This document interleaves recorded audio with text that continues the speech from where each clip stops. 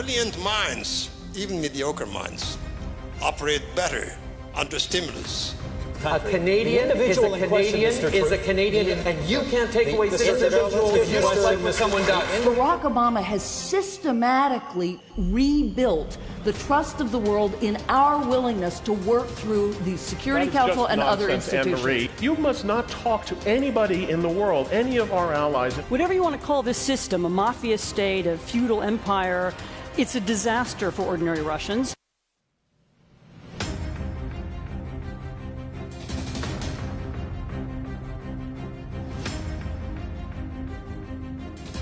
Brilliant minds, even mediocre minds, operate better under stimulus.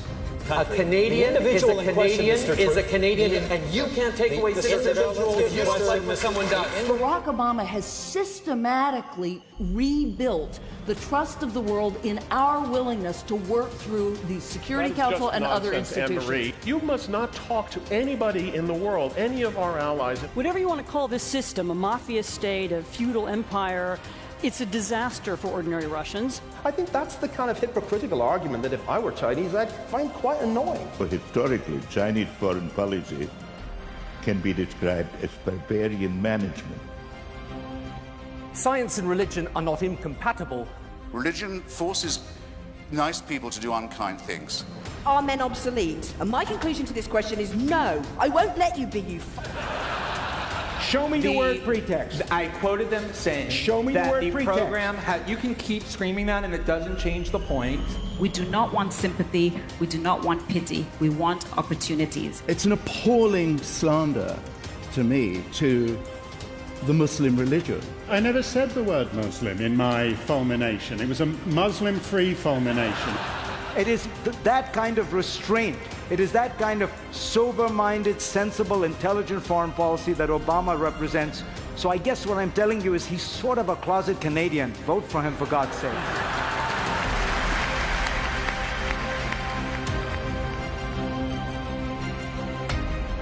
Ladies and gentlemen, welcome. My name is Rudyard Griffiths. It's my privilege to have the opportunity to moderate tonight's debate and to act as your organizer. I want to start by welcoming the North American-wide television audience tuning in right now across Canada on CPAC, Canada's public affairs channel, C-SPAN across the continental United States, and on CBC Radio Ideas. A warm hello also to our online audience. Watching this debate, over 6,000 streams active at this moment on Facebook Live, at Bloomberg.com, and monkdebates.com. It's great to have you as virtual participants in tonight's proceedings.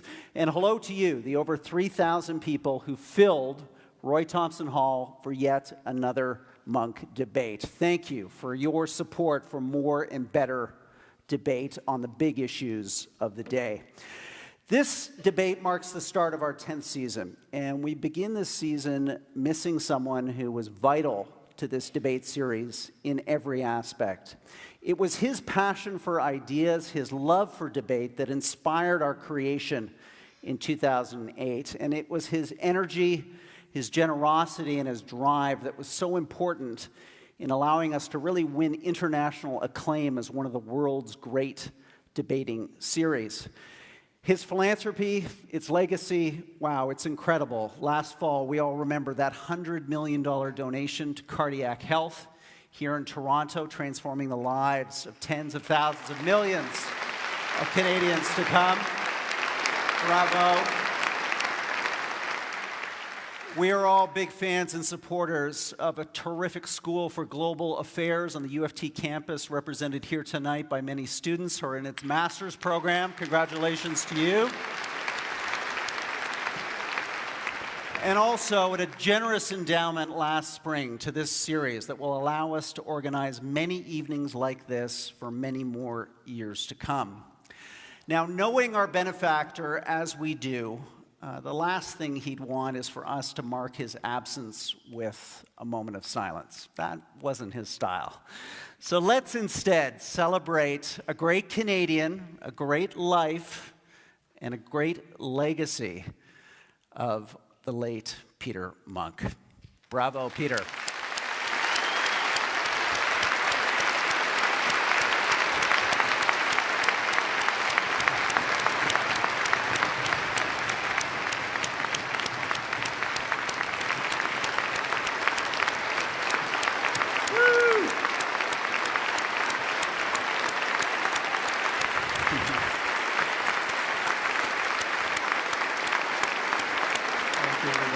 Way to go, Peter.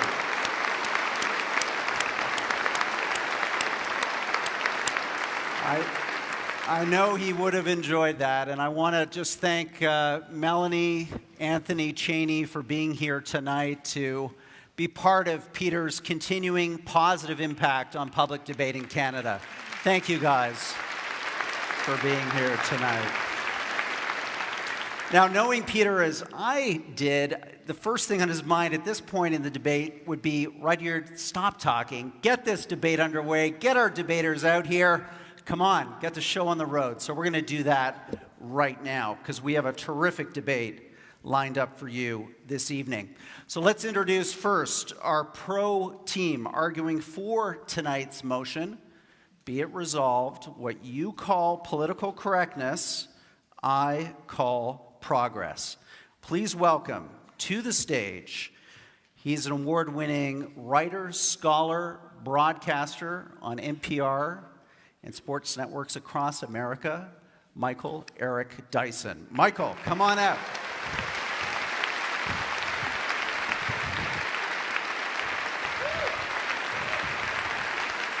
Thank you, Michael. Michael's debating partner is also an award-winning author. She's a columnist at the New York Times, and someone who is going to bring a very distinct and powerful perspective tonight, Michelle Goldberg. Michelle, come on out. Thank you, Michelle.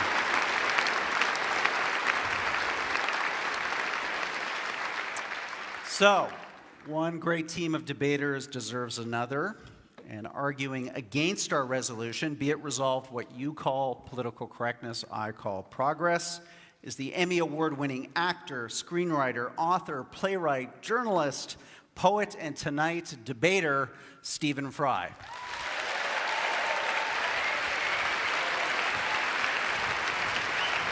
Thank you, Stephen.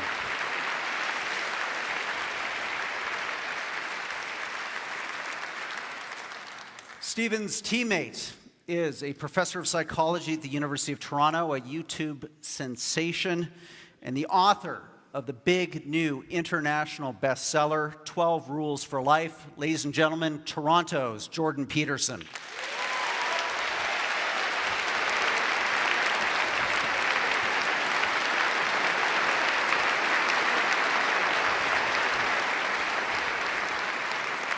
Okay, we're going to get our debate underway momentarily, but first a quick checklist to go through. We've got a hashtag tonight, #MonkDebate.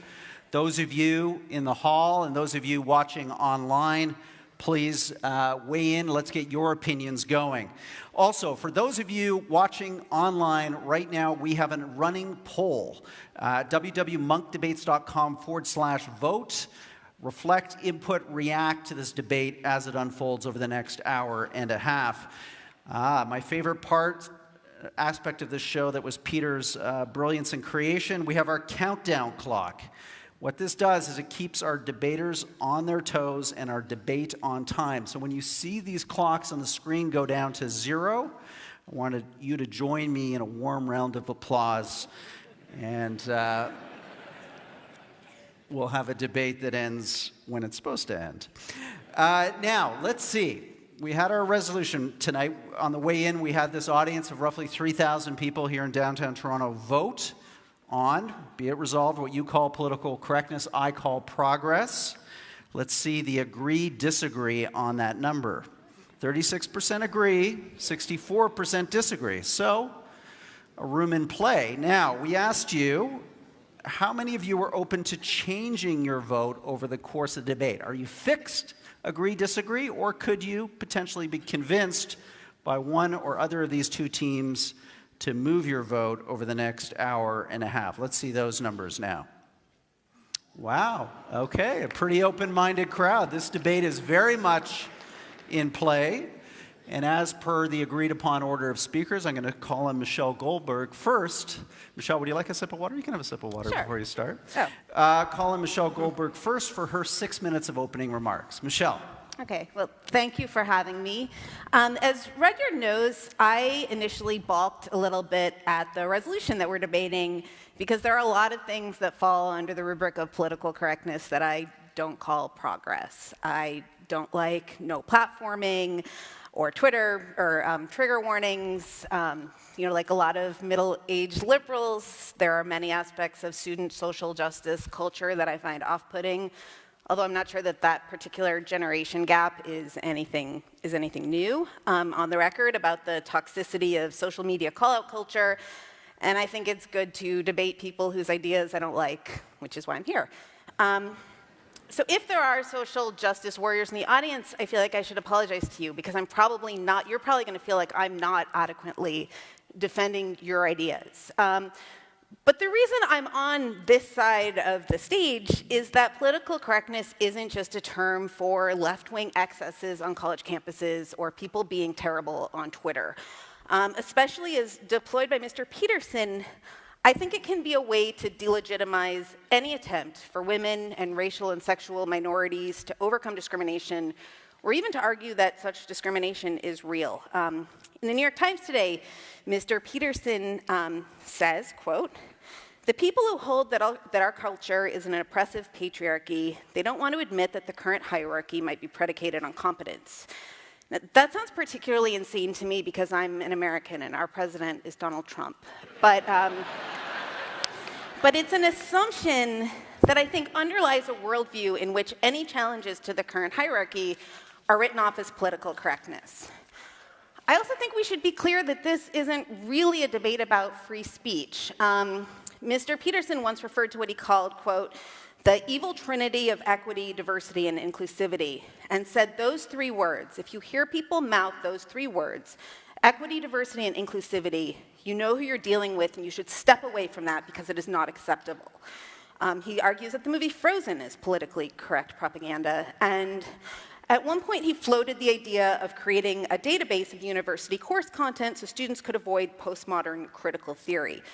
So in the criticism of political correctness, I sometimes hear an urge or an attempt to purge our thought of certain analytical categories that mirrors, I think, the worst caricatures of the social justice left that want to get rid of anything that smacks of colonialism or patriarchy or white supremacy.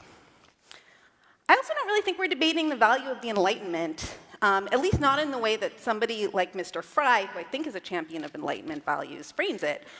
The efforts to expand rights and privileges once granted just to landowning white heterosexual men is the Enlightenment, or is very much in keeping with the Enlightenment. To quote a dead white man, John Stuart Mill, "The despotism of custom is everywhere the standing hindrance to human advancement."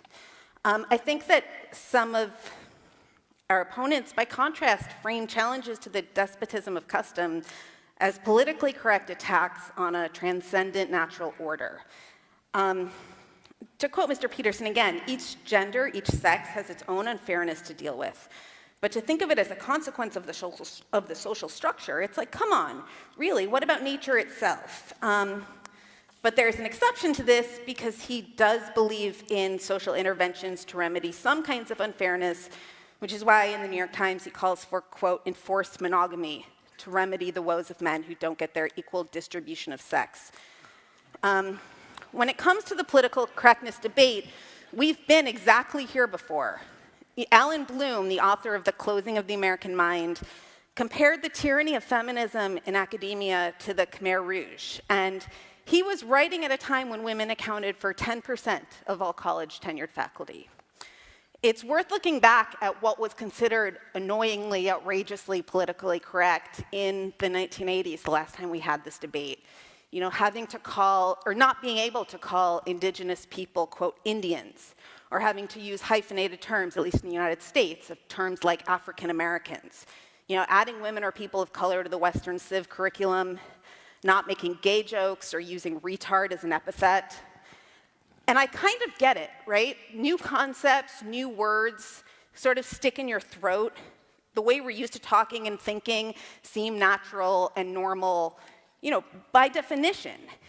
And then the new terms, new concepts that have social utility stick, and those that don't fall away.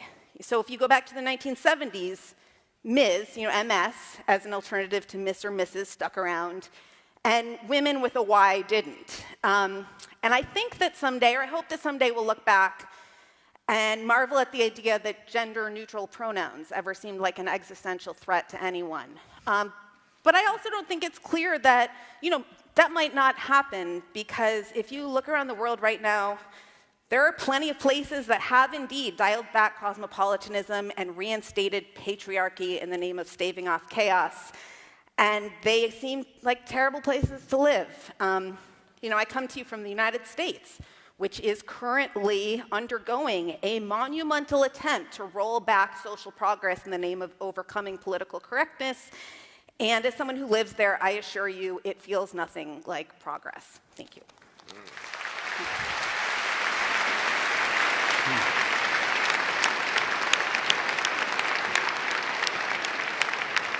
Great start to the debate, Michelle. Thank you. I'm now going to ask Jordan Peterson to speak for the con team.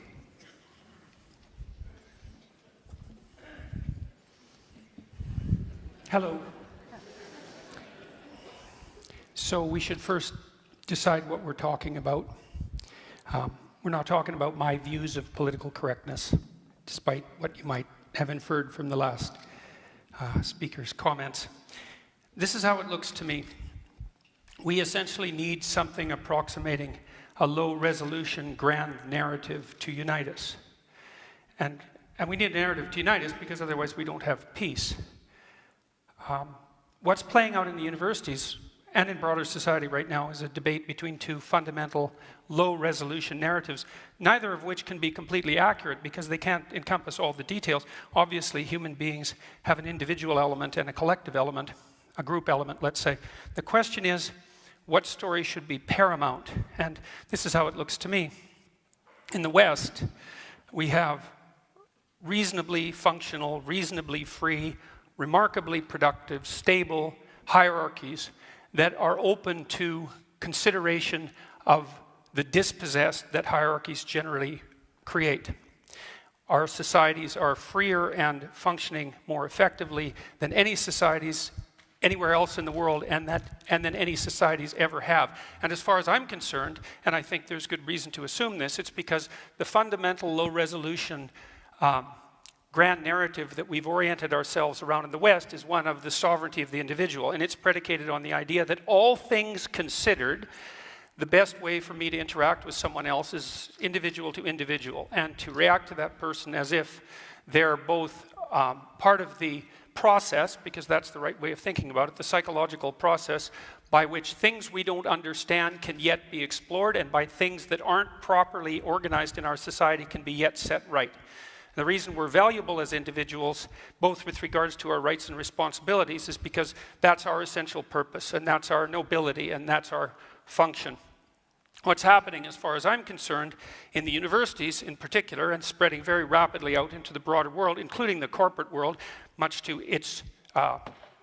what should be its chagrin, is a collectivist narrative. And of course, there's some utility in a collectivist narrative because we're all part of groups in different ways. But the collectivist narrative that I regard as politically correct is a strange pastiche of postmodernism and neo-Marxism. And its fundamental claim is that, no, you're not essentially an individual. You're essentially a member of a group. And that group might be your ethnicity, and it might be your sex, and it might be your race, and it might be any of the endless numbers of other potential groups that you belong to, because you belong to many of them. And that you should be essentially categorized along with those who are like you on that dimension in that group. That's proposition number one. Proposition number two is that the proper way to view the world is as a battleground between groups of different power. So you define the groups first, and then you assume that you view the individual from the group context, you view the battle between groups from the group context, and you view history itself as a consequence of nothing but the power maneuvers between different groups. That eliminates any consideration of the individual at a very fundamental level. And also any idea, for example, of free speech, because if you're collectivist at heart in this manner, there is no such thing as free speech. It isn't that it's debated by those on the radical left and let's say the rest of us, so to speak. It's that in that formulation, there's no such thing as free speech, because for an individualist, free speech is how you make sense of the world and reorganize society in a proper manner. But for the radical left type collectivist that's associated with this viewpoint of political correctness, when you speak, all you're doing is playing a power game on behalf of your group. And there's nothing else that you can do, because that's all there is. And not only is that all there is in terms of who you are as an individual now and how society should be viewed, it's also the fundamental narrative of history. For example, it's widely assumed in our universities now that the best way to conceptualize Western civilization is as an oppressive, male-dominated patriarchy, and that the best way to construe relationships between men and women across the centuries is one of oppression of women by men. And it's like, well, look, no hierarchy is without its tyranny. That's an axiomatic truth. People have recognized that literally for thousands of years. And hierarchies do tend towards tyranny, and they tend towards the usurpation by people with power. But that only happens when they become corrupt. And we have mechanisms in our society to stop hierarchies from becoming intolerably corrupt, and they actually work pretty well. And so I would also point this out. You know, don't be thinking that this is a debate about whether empathy is useful or not, or that the people on the con side of the argument are not empathetic. I know perfectly well, as I'm sure Mr. Fry does, that hierarchies tend to produce situations where people stack up at the bottom, and that the dispossessed in hierarchies need a political voice, which is the proper voice of the left, by the way, and the necessary voice of the left. But that is not the same as proclaiming that the right level of analysis for our grand unifying narrative is that all of us are fundamentally to be identified by the groups that we belong to, and to construe the entire world as the battleground between different forms of tyranny in consequence of that group affiliation. And to the degree that we play out that narrative, that won't be progress, believe me, and we certainly haven't seen that progress in the universities. We've seen situations like what happened at Wilfrid Laurier University instead. We won't see progress. What we'll return to is exactly the same kind of tribalism that characterized the left.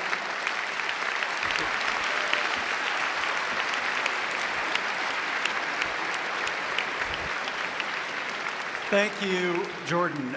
Michael Eric Dyson, your 6 minutes starts now. Thank you very kindly. Wonderful opportunity to be here in Canada. Thank you so much. I'm going to stand here at the podium. I'm a preacher. And I will ask for an offering at the end of my presentation. This is the swimsuit competition of the intellectual beauty pageant. So let me show you the curves of my thought. Oh my God, was that a politically incorrect statement I just made? How did we get to the point where the hijacking of the discourse on political correctness has become a kind of Manichaean distinction between us and them? The abortive fantasy just presented is remarkable for both its clarity and yet the muddiness of the context from which it has emerged. What's interesting to me is that when we look at the radical left, I'm saying, where they at? I want to join them.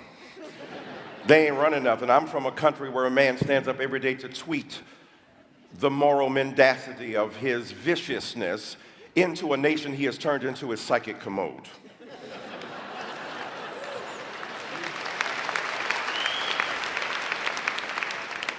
Y'all got Justin, we got Donald.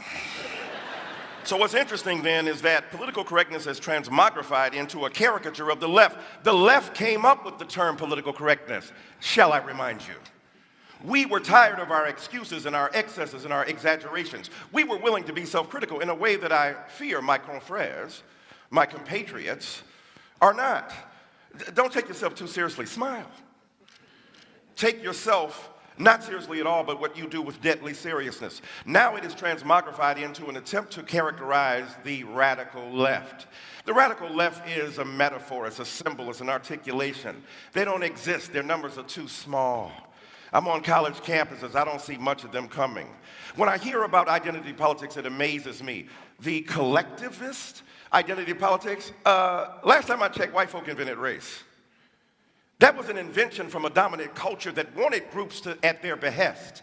The invention of race was driven by the demand of a dominant culture to subordinate others. Right? Patriarchy was the demand of men to have their exclusive vision presented. The beauty of feminism is it's not going to resolve differences between men and women. It just says men don't automatically get the last word. Of course, in my crib, they never did. And so identity politics has been generated as a bête noire of the right, and yet the right doesn't understand the degree to which identity has been foisted upon black people and brown people and people of color from the very beginning on women and trans people. You think that I want to be part of a group that is constantly abhorred by people at Starbucks?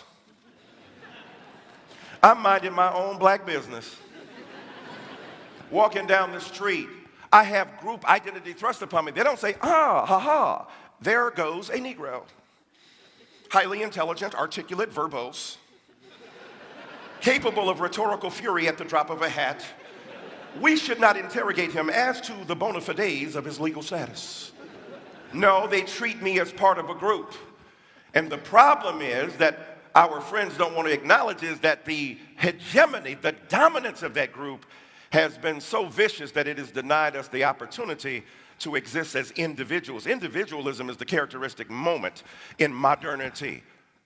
Mr. Peterson is right. The development of the individual, however, is predicated upon notions of intelligence. Immanuel Kant and David Hume and others, philosophically, Descartes comes along, introducing knowledge into the phrase, saying that knowledge is based upon a kind of reference to the golden intelligence, the reflective glass that one possesses, and yet it got rooted in the very ground of our existence. So knowledge has fleshly basis, and what I'm saying to you, the knowledge that I bring as a person of color makes a difference in my body because I know what people think of me and I know how they respond to me, and that ain't no theory. Am I mad at trigger warnings? The only trigger warning I want is from a cop. Are you about to shoot me? Not funny. In America, where young black people die repeatedly, unarmed, without provocation.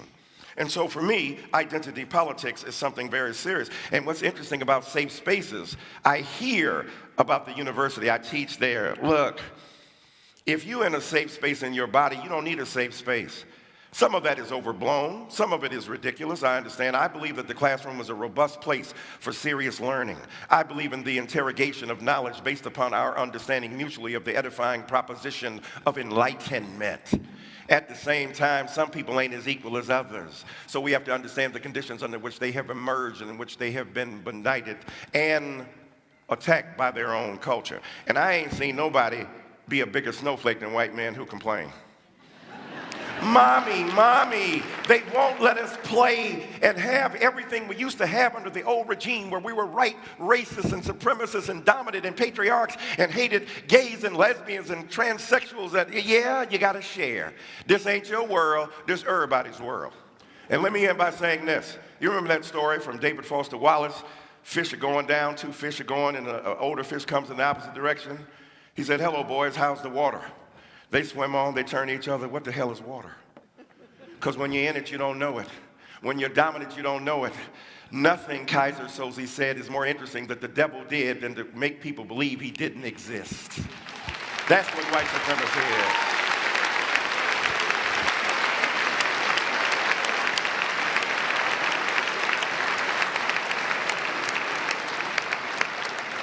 Thank you, Michael. Stephen, you're up. We're going to put 6 minutes on the clock, and please start. Yes, I'll try and be as quick as possible, because if I miss that plane to London, I won't half hear the end of it from the bridegroom's mother. Now, in agreeing to participate in this debate and stand on this side of the argument, I'm fully aware that many people who choose incorrectly, in my view, to see this issue in terms of left and right, devalued and exploded terms as I think they are, will believe that I am betraying myself in such causes and values that I have espoused over the years. I've been given huge grief already simply because I'm standing here next to Professor Peterson, which is the very reason that I am standing here in the first place. I'm standing next to someone with whom I have, differences, shall we say, in terms of politics and all kinds of other things, precisely because I think all this has got to stop. This rage, resentment, hostility, intolerance, above all this with us or against us, certainty. A Grand Canyon has opened up in our world. The fissure, the crack, grows wider every day. Neither on each side can hear a word that the other shrieks, and nor do they want to. While these armies and propagandists in the culture wars clash, down below in the enormous space between the two sides, the people of the world try to get on with their lives, alternately baffled, bored, and betrayed by the horrible noises and explosions that echo all around. I think it's time for this toxic, binary, zero-sum madness to stop before we destroy ourselves. I'd better nail my colours to the mast before I get any further in this. It's only polite to give you a sense of where I come from. All my adult life, I have been what you might call a lefty, a soft lefty, a liberal of the most hand-wringing milksop, milquetoast variety. Not a burning man-the-barricade socialist, not even really a progressive worth the name. I've been on marches, but I've never quite dared wave placards or banners. Am I a loathed member of that band, an SJW, a social justice warrior? I don't think highly of social injustice, I have to say, but I character myself mostly as a social justice warrior. My intellectual heroes growing up were Bertrand Russell and G.E. Moore, liberal thinkers, people like that, writers like E.M. Forster. I believed, and I think I still do believe, in the sanctity of human relations, of the primacy of the heart and friendship and love and common interest. These are more personal, interior beliefs than they are political exterior convictions, more a humanistic version of a religious impulse, I suppose. I trust in humanity. I believe in humanity. I think I do, despite all that has happened in the 40 years of my adulthood. I am soft, and I can easily be swept away by harder hearts and harder intellects. I'm sometimes surprised to be described as an activist, but over time I have energetically involved myself with what you might call causes. I grew up knowing that I was gay. Well, in fact, from the very first I knew I was gay. I remember when I was born looking up and saying, that's the last time I'm going up one of those.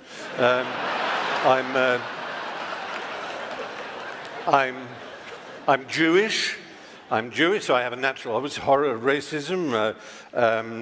I want racism, misogyny, homophobia, transphobia, xenophobia, bullying, bigotry, intolerance of all humankinds to end.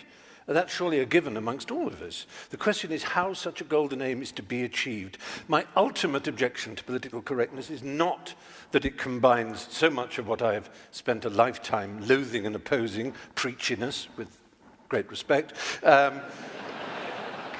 piety, self-righteousness, heresy hunting, denunciation, shaming, assertion without evidence, accusation, inquisition, censoring. That's not why I'm incurring the wrath of my fellow liberals by standing on this side of the House. My real objection is that I don't think political correctness works. I want to get to the Golden Hill, but I don't think that's the way to get there. I believe one of the greatest human failings is to prefer to be right than to be effective. And political correctness is always obsessed with how right it is without thinking of how effective it might be. I wouldn't class myself as a classical libertarian, but I do relish transgression, and I deeply and instinctively distrust conformity and orthodoxy. Progress is not achieved by preachers and guardians of morality, but, to paraphrase Yevgeny Zemyatin, by madmen, hermits, heretics, dreamers, rebels, and skeptics. I may be wrong. I hope to learn this evening. I really do think I may be wrong, but I'm prepared to entertain the possibility that political correctness will bring us more tolerance and a better world. but I'm not sure. And I would like this quotation from my hero Bertrand Russell to hover over the evening. One of the painful things about our time is that those who feel certainty are stupid, and those with any imagination and understanding are filled with doubt and indecision. Let doubt prevail.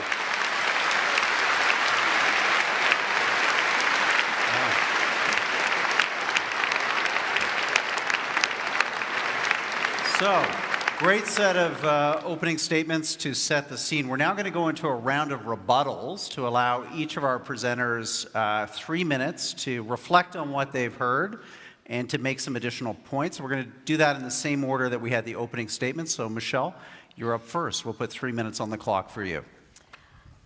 So, first, I would say that I think that the attempt to draw a dichotomy between individual rights and group rights is a little bit misleading.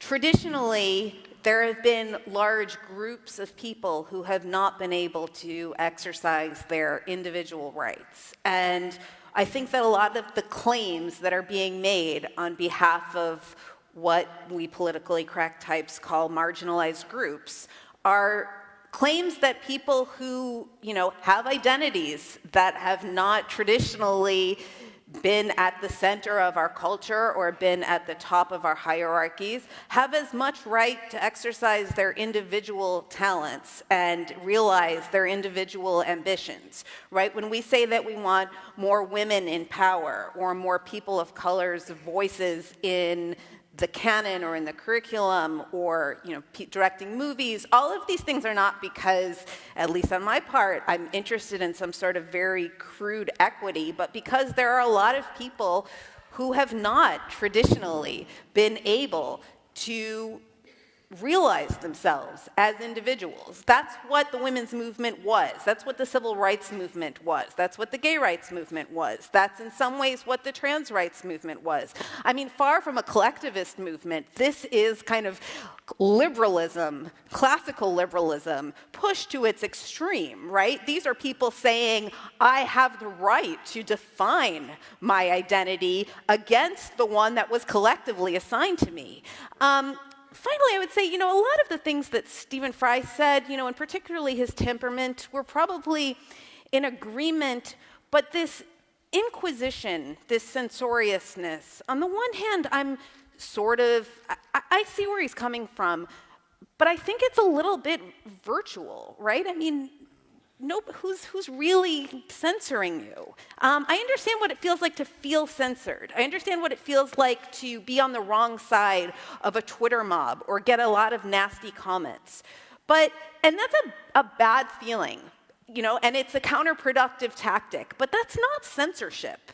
And again, it's especially strange coming from a country where, the President of the United States is trying to levy additional postal rates on the owner of the Washington Post, in revenge for its reporting. And people who have kneeled to protest police brutality at football games have seen their careers explode. Or people who have, women who have challenged Mr. Peterson have been hounded by threats and trolls and misogynist invective. So, thank you.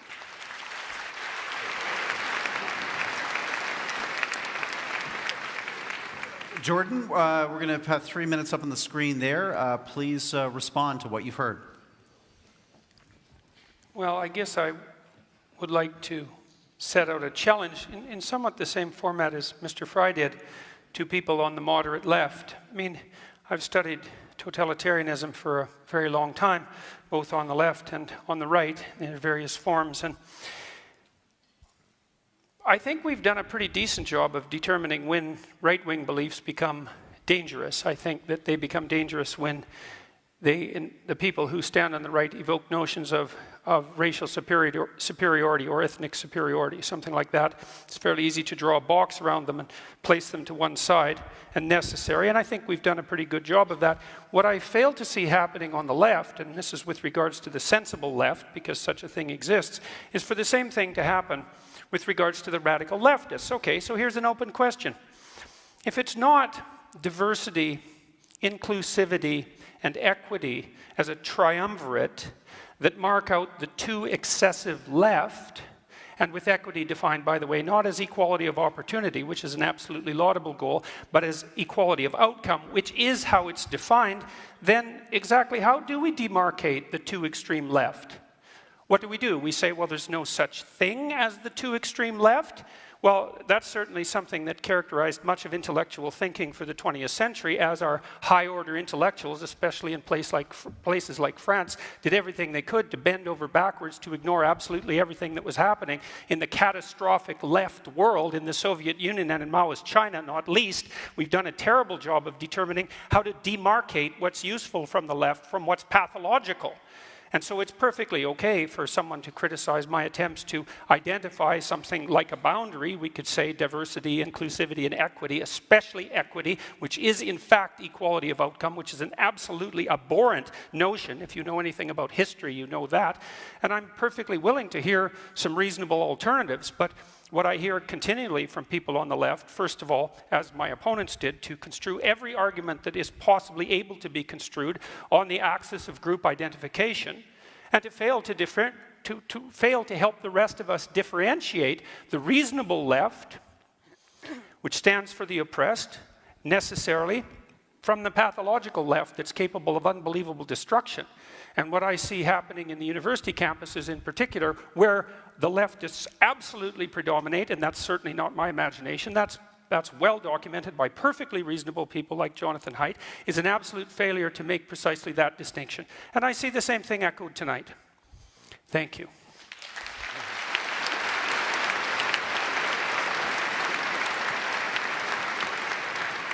Michael, give us your rebuttal.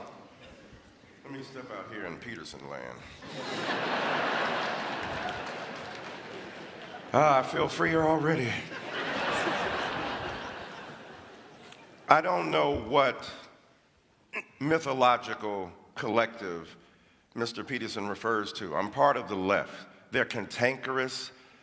When they have a firing squad, it's usually in a semicircle.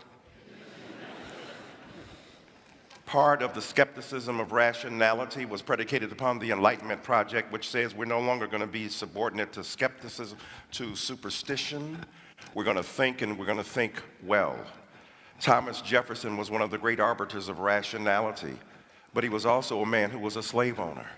How do you reconcile that? That's the complication I'm speaking about. That's not either or. That's not a collective identity. Thomas Jefferson believed in a collective identity, that is, during the day.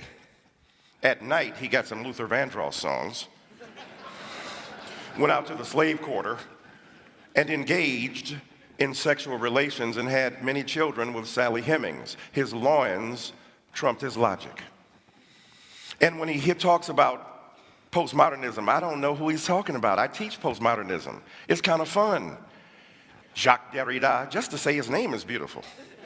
Michel Foucault. Michel Foucault talked about the insurrection of subjugated knowledges, people who had been marginalized now beginning to speak. The subaltern, as Gayatri Spivak talks about it in post-colonial theory. The reason these people grew up and grew into existence and had a voice is because they were denied. As Ms. Goldberg said, our group identity was foisted upon us. We were not seen as individuals. Babe Ruth, when he broke the home run record, he didn't bat against all best ball players. He batted against the best white ball players. When it's been rigged in your favor from the very beginning, it's hard for you to understand how much you've been rigged. You're born on third base, think you hit a triple at the Toronto Blue Jays game. And here we are deriving our sense of identity from the very culture that we ignore. Look at the indigenous names and the First Nation names: Toronto, Saskatchewan, Winnipeg, Tim Hortons. But I'll tell you, there's an envy of the kind of freedom and liberty that people of color and other minorities bring because we bring the depth of knowledge in our body. There's a kind of jealousy of that. As the greatest living Canadian philosopher, Aubrey Drake Graham, says, jealousy is just love and hate at the same time. And so for me, I think it's necessary. I agree with Mr. Fry. We shouldn't be nasty and combative. And yet, I don't see nastiness and combativeness from people. I see them making a desire to have their individual identities respected. When I get shot down for no other reason than I'm black, when I get categorized for no other reason than my color, I am living in a culture that refuses to see me as a great individual.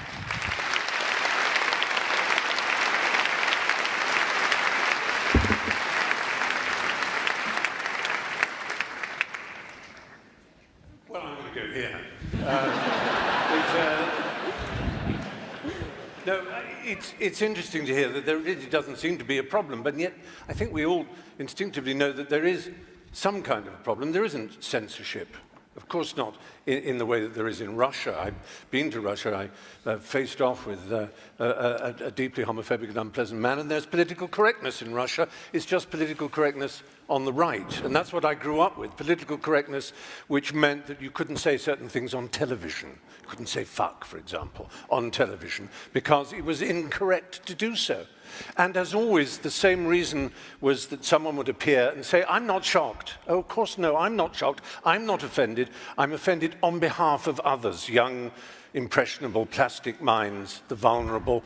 And that's not good enough. It's so often people are saying, you see, I don't mind being called a faggot or a kike or whatever, or a mad person, because I've got mental health issues. I don't mind people insulting me. And people say, well, that's all right for you, Stephen, because you know you're strong. Well, I don't feel particularly strong, and I don't know that I like being called a faggot and a kike particularly, but I don't believe that the advances in my culture that have allowed me to marry, as I have now been for 3 years, to someone of my gender, I don't believe they are a result of political correctness.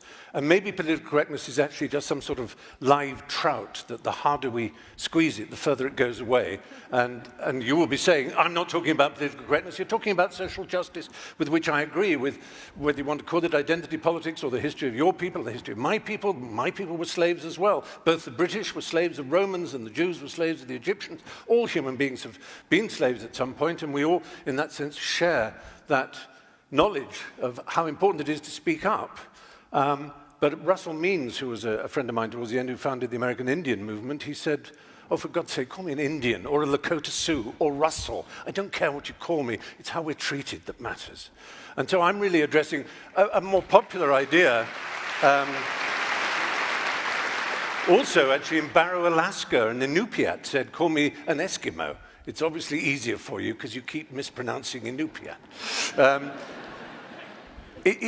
You know, words do matter. I'll just end with a quick story. Gay rights came about in England because we slowly and persistently knocked on the door of people in power. We didn't shout, we didn't scream. People like Ian McKellen eventually got to see the Prime Minister. And when the Queen signed in the royal assent, as she has to, for the bill allowing equality of marriage, she said, Lord, you know, I couldn't imagine this in 1953. Really is extraordinary, isn't it? Just wonderful. And handed it over. Now, it's a nice story, and I hope it's true, but it's nothing to do with political correctness. It's to do with human decency. It's that simple.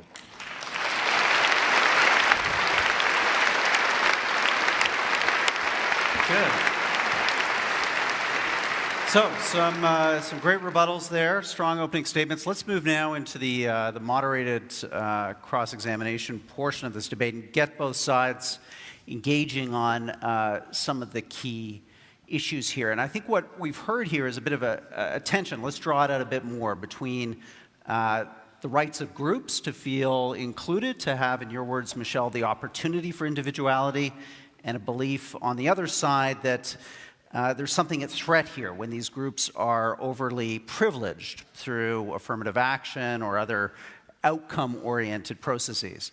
So, Michael, to start with you, why isn't there just harm that's done to groups by privileging their group identity, whether it be a group identity of race or of gender, and not immediately treating them as individuals in the way that Jordan and Stephen would like to see them first? Well, a couple of things. First of all, there was no arbitrary and random distinction that people of color and other minority groups made. When I talked about the invention of race, the invention of gender, the invention of groupthink, That was not done by those groups that have been so named, as Ms. Goldberg said. So first of all, you've got to acknowledge the historical evolution of that reality, and the concept of group identity did not begin with them. It began with a group that didn't have to announce its identity. When you are in control, you don't have to announce who you are. So that many white brothers and sisters don't see themselves as one among many other ethnicities or groups. What they see themselves as, I'm just American, I'm Canadian. Can't you be like us? Can't you transcend those narrow group identifications? And yet, those group identifications have been imprinted upon them by the very people who now, because their group power has been challenged. Let's make no mistake about it. There's a challenge. I agree with Mr. Fry in a kind of Netherland of how sweet it would be to have a kingly and queenly metaphor about how it got resolved. That ain't the real deal, homie. And in the real world, in the real world, there's stuff at stake. What's at stake are bodies. What's at stake are people's lives. What's at stake? People are still being lynched, killed. What's at stake? People, because of their sexuality and their racial identity, are still being harmed. So I'm suggesting to you, it's not that we are against being treated as individuals. That's what we're crying for. Please don't see me as a member of a group that you think is a thug, a nigger, a nihilist, a pathological person. See me as an individual who embodies the realities of who I am. But I'll end by saying this. What Michelle said is extremely important.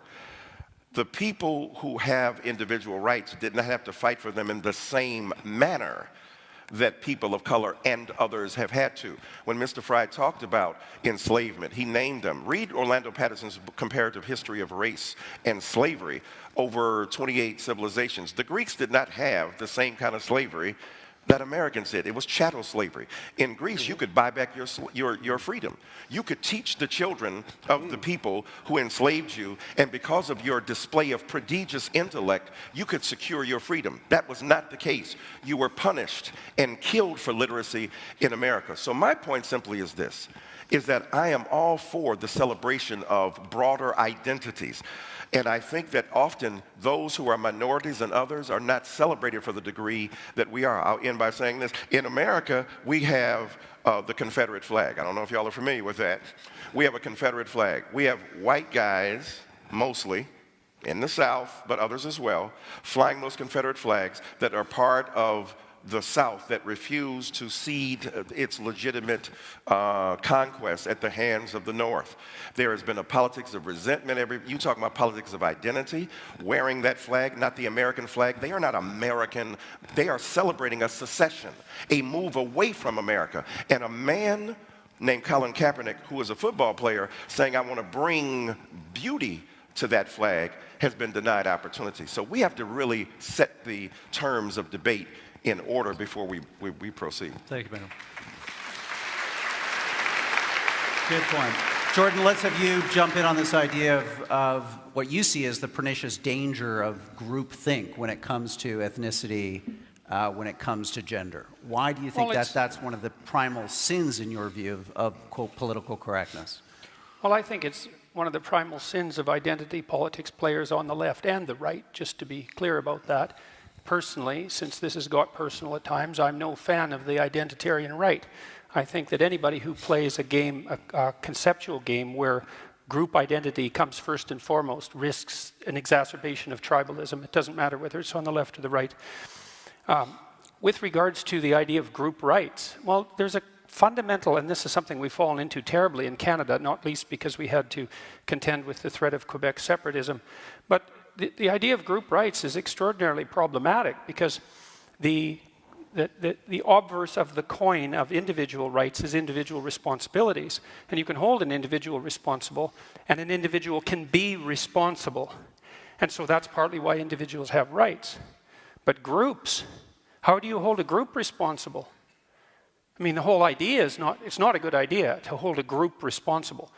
First of all, it flies in the face of the idea of the sort of justice systems that we've laid out in the West that are essentially predicated first on the assumption of individual innocence, but also on the possibility of individual guilt, not group guilt. We saw what happened in the 20th century many, many times when the idea of group guilt was enabled to get a foothold, let's say, in the polity and in the justice system. It was absolutely catastrophic. And so, okay, fine, group rights. Well, how are you going to contend with the alternative to that, the opposite of that? Where's the group responsibility? And how are you going to keep how are you going to hold your groups responsible? Well, we don't have to talk about that because we're too concerned with rectifying historical injustices, hypothetical and otherwise. And that's certainly not to say that there weren't any shortage of absolutely catastrophic historical injustices. That's not the point.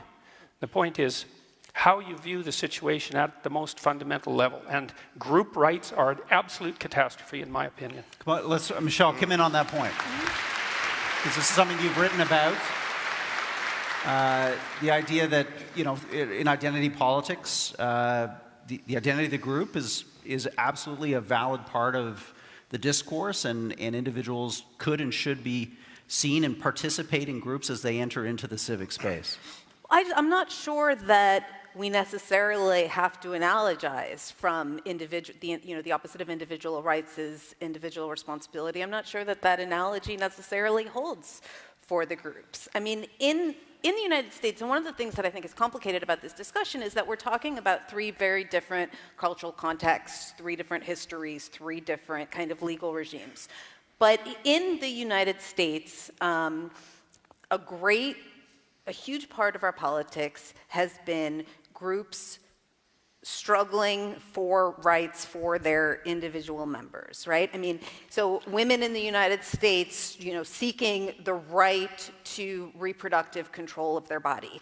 You know, African Americans in the United States seeking redress from police brutality or discrimination or simply the kind of tendency in America of white people to call the police whenever they see an African American in a place where they don't think that they're supposed to be. And you simply, I don't see how you can contend with any of those social problems if you see society as just an ocean of atomized individuals. You know, and I just, again, I don't think there's anything pernicious about people banding together on the basis of their common identity to seek redress for discrimination and exclusion. I mean, I think that that is everything that's best about our democracy. That is the definition of progress. And so, again, I keep stumbling with the idea that this is somehow tyrannical or that way lies Stalinism. And, you know, a lot of times people who are opposed to political correctness talk about the concept of category creep, or is it no. Yeah, category creep, which is a concept that was originated by, I believe, an Australian academic, and it's basically the kind of a failure to draw distinctions, right? So that you kind of can't see the difference between, say, a KKK Grand Wizard and a conservative like, say, Ben Shapiro, or, you know, that you kind of see everybody to your right as, you know, fascist, sexist, totalitarian, intolerable. And I think that that is a real thing that happens in part because, you know, undergraduates often think in broad and slightly overwrought categories. I know I did when I was a kid. Yeah, maybe still do, but I hear a lot of category creep in, again, the argument against political correctness or against seeking group redress, the idea that kind of that way lies dehumanization, or, you know, that you're kind of 1 minute you're asking... Let's have Stephen come in on this. This is part of your opening remarks. You're a category creep, Stephen. Can you respond to that? It's a nice... I'm still very lost about why we aren't talking about political correctness. We're talking about politics, and that's fine. And I share, you know, I share exactly what you think about it. I'm not an enemy of identity politics per se. I can obviously see where it goes wrong and where it's annoying. Let's be empirical about this. How well is it working for you in America at the moment? Well, not well at all. Really isn't. Right. You can answer me in a moment. The reason that Trump and Brexit in Britain and all kinds of nativists all over Europe are succeeding is not the triumph of the right, it's the catastrophic failure of the left. It's our fault. We absolutely... My point is not that I've turned to the right or anything like that, or that I'm nice and fluffy and want everybody to be decent. I'm saying, fuck political correctness. Resist. Fight. If you have a point of view, fight it in the proper manner, using democracy as it should be, not channels of education, not language. You know, it's so silly.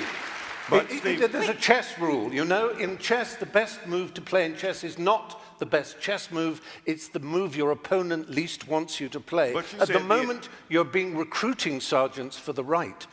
By annoying and upsetting, and instead of fighting, either fighting or persuading. But political correctness is a middle course that simply doesn't work. Well, first That's of all, my point. you said be empirical. Now, empirical, as far as I know, the word means that which can be verified or falsified through the census. Exactly. So if we look at it in an objective way, the reality is that people don't have equal access to the means to articulate the very moment you're talking about. I'm talking about the empirical results of this political attitude. I understand that, but my point is simply this. I'm suggesting to you that people use the weapons at hand. Now, it was Abraham Joshua Heschel, the rabbi, who said, everybody's not guilty, but everybody's responsible. Right? That's a distinction there. Everybody clearly is not guilty, but what's interesting, look at the flip side. If you have benefited from 300 years of holding people in servitude, thinking that you did it all on your own. Why can't these people work harder? Let me see, for 300 years, you ain't had no job.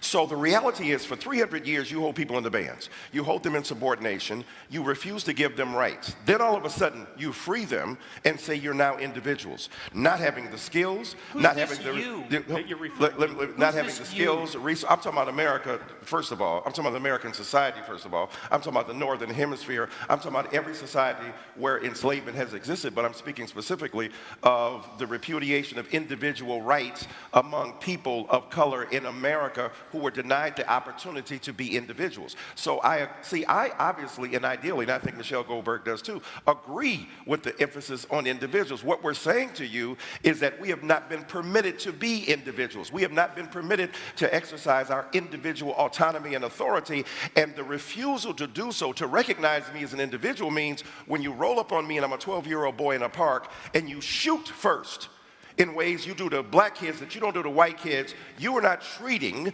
that person as an individual. If we're living in a society where women are subject to aberrant forms of horrid, patriarchal, sexist, and misogynist behavior, you are not acknowledging the centrality of the individuality of women. You are treating them according to a group dynamic. And if we get beyond the ability of people on the right to understand the degree to which they have operated from the basis of benefit from group identity without having said, I'll end by saying this. The great American philosopher Beyonce Knowles said that it has been said that racism is so American that if you challenge racism, you look like you're challenging America.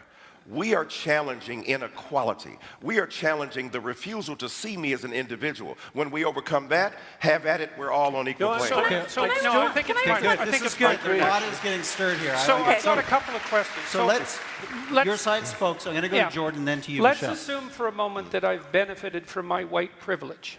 Okay, so let's assume that. That's fine. Assumption. That's what you would say. So, so let's say, here, let's get precise about this, okay? Was that very individual of you? Let's get precise about this, okay? Let's get precise. To what degree is my present level of attainment or achievement a consequence of my white privilege? And I don't mean sort of. I mean, do you mean 5%? Do you mean 15%? Do you mean 25%? Do you mean 75%? And what do you propose I do about it? How about a tax? How about a tax that's like specialized for me so that I can account for my damn privilege, so that I can stop hearing about it? Now, let's get precise about one other thing, okay? We'll get precise about one other thing. Now, Precise? Yeah, precise, yes. And so, if we can agree, and we haven't, that the left can go too far, which it clearly can, then how would my worthy opponents precisely define when the left that they stand for has gone too far? You didn't like equity, equality of outcome. I think that's a great marker. But if you have a better suggestion and won't sidestep the question, so let's figure out how I can dispense with my white privilege, and so that you can tell me when the left has gone too far, since they clearly can. And that's what this debate is about political correctness. It's about the left going too far. And I think it's gone too far in many ways. And I'd like to figure out exactly how and when, so the reasonable left could make its ascendance again and we could quit all this nonsense. Okay, Michelle, go ahead. Do you mind, do you mind if I answer, Stephen? I will answer you, but I just want to answer Stephen Fry first, because you talked about, this is how we got Trump, and this is the failure of the left. And so I'm a journalist. I went to a ton of Trump rallies during the campaign in different parts of the country, and you're right. Everywhere I went, I heard complaints about political correctness. Far more than I heard complaints about, say, NAFTA. But when you asked people what they meant by political correctness, they called a woman they worked with girl, and she got mad at them. And they could, you couldn't in public wonder aloud whether the president of the United States was really a Muslim. They didn't like that they couldn't make gay jokes anymore. And so on the one hand, you're right, and I've written about this. I think that when you try to, that when people have these prejudices and you try to suppress them, it can create a kind of dangerous counter-reaction. But I also think that, what they were reacting to, again, to go back to the title of this debate, what they called political correctness, the fact that they had to have this urbane black president who they felt talked down to them, which is really what they meant. I don't see a way around that, because that is, like I said, that's progress. So to go to the question of when the left goes too far, to me it's pretty easy. Violence and censorship, right? I'm against violence, and I'm against censorship. But I also, looking around the world right now, when the idea that there is this, I understand, again, that there is like a problem of kind of left-wing annoyance, right? There's a lot of things that kind of random people on the internet in particular are able to swarm individuals and turn kind of stray remarks into social media campaigns, and this is often conflated with political correctness, and it's a bad phenomenon. I wish there was a way to put an end to it. I don't think there is no way to put an end to it simply by having kind of reasonable liberals or reasonable socialists denounce it, because it's just a kind of awful phenomenon of modern life. And if you want to have a debate about whether social media is terrible for democracy, I will be on the yay side. But right now, where I really disagree, well, there's a couple places I really disagree. Pick one, and then I'm going to go to Michael. But the idea that the radical left poses a greater threat than the radical right, when you see actual fascism ascendant all over the world, strikes me as something that you can literally only believe if you spend your life on college campuses. Mm-hmm. So, Mike, I want to come to you on those, great, Michelle, on Jordan's point about how does he, in a sense, get an equal voice in this debate back if it is implied that his participation brings with it this baggage of white privilege that doesn't allow him to see clearly the issues that are before us. But that is to be complicit in the very problem itself terminologically. You're beginning at a point that's already productive and controversial. You're saying, how can he get his equality back? Who are you talking about? Jordan Peterson, trending #1 on Twitter? Jordan Peterson, with an international bestseller? I want him to tweet something out about me in my book. Jordan Peterson, right? This is what I'm saying to you. Why the rage, bruh? You're doing well, but you're a mean, mad white man, and you're going to get us right. And I have never seen so much wine and snowflaking. There's enough wine in here to start a vineyard. And what I'm saying to you empirically and precisely, when you ask the question about white privilege, the fact that you ask it in the way you did, dismissive, pseudoscientific, non-empirical, and without justification, the truth is that white privilege doesn't act according to quantifiable segments. It's about the degree to which we are willing as a society to grapple with the ideals of freedom, justice, and equality upon which it's based. Number two, what's interesting to me, you're talking about not having a collective identity. What do you call a nation? Are you Canadian? Are you Canadian by yourself? Are you an individual, or are you part of a group? When America formed its union, it did so in opposition to another group. So the reality is that those who are part of group identities in politics deny the legitimacy and validity of those groups and the fact that they have been created thusly, and then have resentment against others. All I'm asking for is the opportunity. The quotation you talk about, the difference between equality of outcome and equality of opportunity, that's a staid and retried argument, hackneyed phrase derived from the halcyon days of the debate over affirmative action. Are you looking for outcomes that can be determined equally, or are you looking for opportunity? If you free a person after a whole long time of oppression and say now you are free to survive, if you have no skills, if you have no quantifiable means of existence, what you have done is liberated them into oppression. And all I'm suggesting to you, Lyndon Baines Johnson, one of our great presidents, said, if you start a man in a race 100 years behind, it is awfully difficult to catch up. So I don't think Jordan Peterson is suffering from anything except an exaggerated sense of entitlement and resentment, and his own privilege is invisible to him, and it's manifest with lethal intensity and ferocity right here on stage. Jordan, I'm going to have to let you respond to that if you would.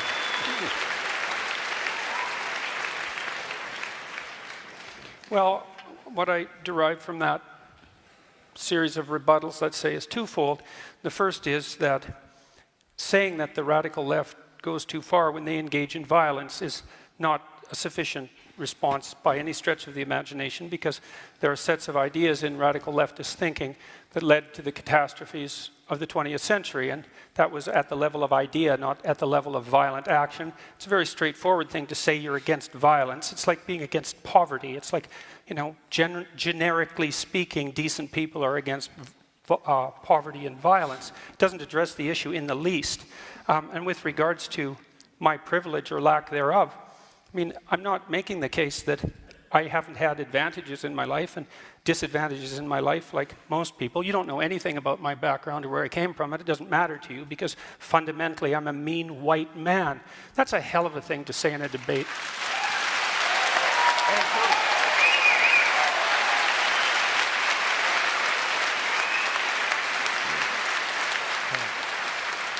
Let me just say... Very, very brief, because I want to move on to men and women. A good topic next. The mean, mad white comment was not predicated upon my historical excavation of your past.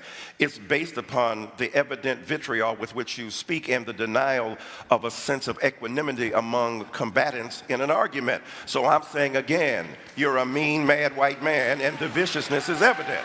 Okay. Okay. Let's reset.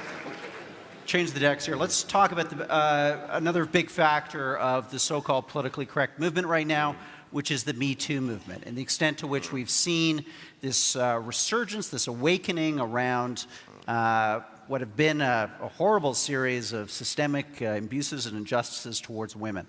Some people, though, Michelle, would say that we're in a cultural panic now, that the pendulum has swung too far, and that there is a dangerous overreaction going on where people's rights, reputations, due process has been thrown to the wind. How do you respond to that?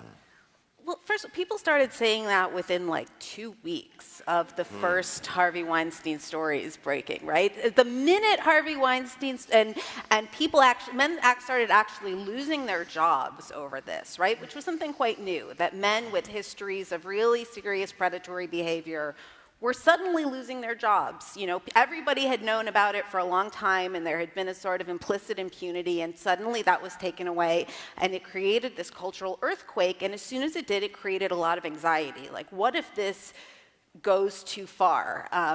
You know, I mean, the Me Too movement was only a couple of months old when my newspaper started running columns from people saying, why can't I criticize Me Too, which they were doing in my newspaper. So on the one hand, yes, of course, is due process important? Obviously. I think that when you look at who has actually lost their jobs, who's actually lost their livelihoods, I mean, look around. It's people, it's not people in general on a, you know, McCarthyist rumor. It's people who took their dicks out at work. It's people who, you know, it's people who there was, you know, tens of millions of dollars of settlements, and they lost their job for 4 months, and now they're staging comebacks. You know, Bill O'Reilly is about to get a TV show on a new network. So the idea that again, this idea that kind of like men everywhere feel like they can't talk anymore and everybody's walking on eggshells, and I don't know, maybe that's true in your offices. It's not true where I live, you know, and the Me Too movement has been particularly active in media. You know, there was this thing, I don't know how many of you guys read about the shitty media men list. A woman wrote about, she started this sort of open source document where women could list men in media that everybody knew about, but nobody had ever done anything about. And it very quickly went public, and there was something sort of disturbing in it, right? You don't like these anonymous accusations floating around. Most feminists I know, including myself, were kind of, you know, freaked out by it and thought it was unfair to have people's reputations held up like this. But if you look at what happened to the men on the list, nothing. You know, they still have their jobs. I know men on that list. I work with men on that list. The people who actually, people have only, by and large, as far as I can think, in media, the people who have lost their jobs and lost their careers, it's been for extremely serious misbehavior documented by multiple women who had corroborating witnesses. And so, again, I understand this anxiety that relations between men and women are changing. Of course, that causes a lot of cultural anxiety. But I don't know that it's rooted in anything real. And get his view on this. Are we in a cultural panic? Is the response, as Michelle says, commensurate with the moment? I'm very confused by this. Of course, I recognize the bestiality of Weinstein and the monstrosity of his behavior, and it was shocking to me. I actually worked for him, script doctoring, as it's called. I never had the bathroom towel, but for pretty obvious reasons. But it's, you know, grotesque, and I can't imagine how vile it must be for such a powerful man, and he was. I used to play a game at the Cannes Film Festival where, in his years of power, we're walking from one hotel at the end there, all the way up to the Palais de Festival. You would get 10 points every time you heard the word Harvey. And you'd usually, a 10-minute walk, you'd have 300 points.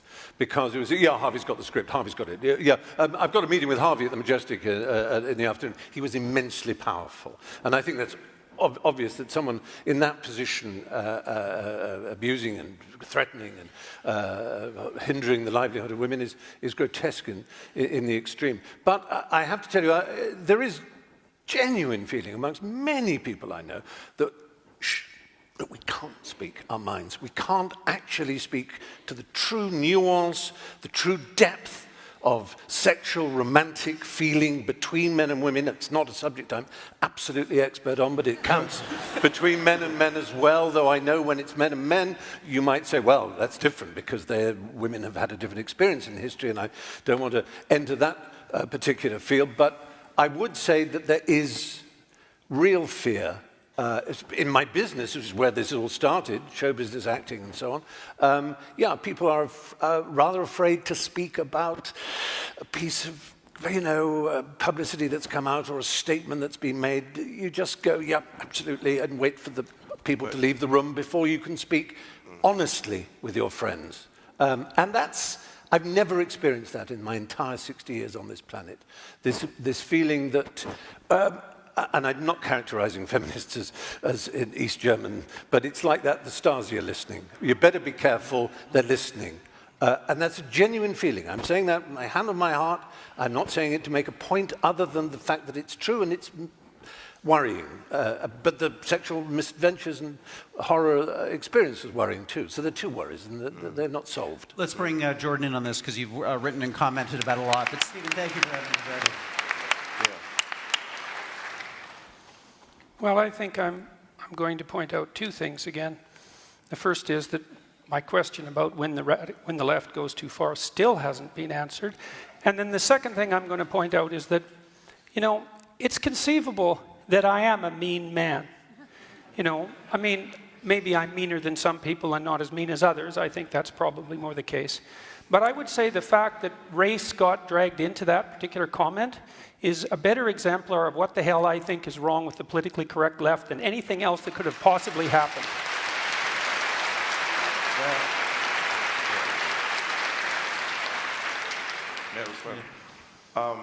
Imagine the hurt, the anxiety, the insult that you might genuinely feel, according to what I felt was an appropriate comment of description at the moment of its expression. But imagine now those hurt feelings and not hurt. Okay, you feel great.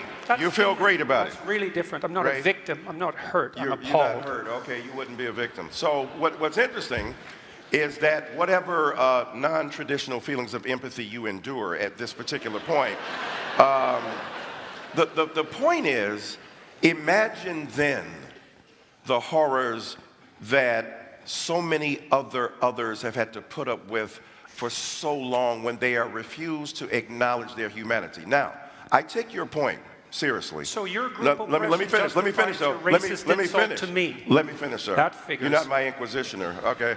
What I'm saying to you is that when you said you were upset that I added the element of race there, right? When I said mean, mad, white man. Well, what's interesting is that you may have felt that you were being ascribed a group identity to which you do not subscribe. You may have felt that you were being unfairly judged according to your particular race. You may have felt that your individual identity was being besmirched by my rather careless characterization of you, all of which qualifies for a legitimate response to me, but also the point we've been trying to make about the refusal to see our individual existence as women, as people of color, as First Nation people, and the like. My point simply has been, the reason I talked about race in that particular characterization, because there's a particular way in which I have come to a city. I don't know if there are a lot of black people out here, not sure, but I constantly come to places and spaces that are not my natural habitat, other than intellectual engagement and the love and the fury of rhetorical engagement, yes. But I often go into hostile spaces where people will not vote in favor for my particular viewpoint because I'm interested as an individual of breaking down barriers so that people can understand just how complicated it is. So what I'm saying to you is that I would invite you, in terms of the surrender of your privilege, to give you a specific response. Come with me to a Black Baptist church.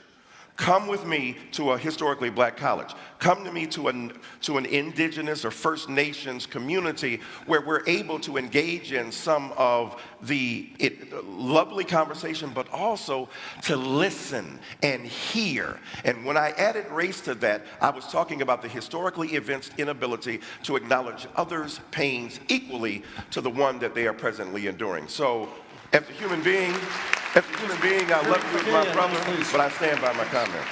Well, I've seen the sorts of things that you're talking about. I happen to be an honorary member of an indigenous family, so don't tell me about what I should go see with regards to oppression. You don't know anything about me. You asked me a question, I gave you a response. Yeah.